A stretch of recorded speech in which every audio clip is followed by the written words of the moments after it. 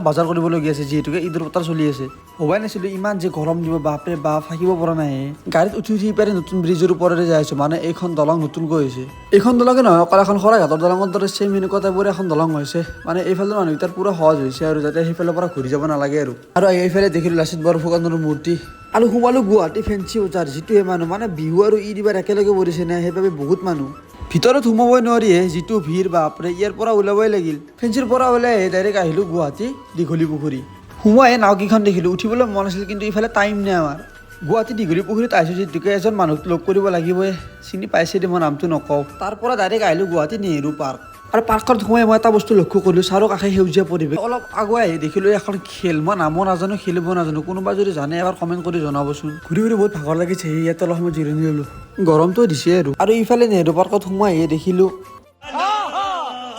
আজি ভিডিঅ' মানে কিনেছিল পুনৰ নেক্সট ভিডিঅ'ত আজিলৈকে বাই বাই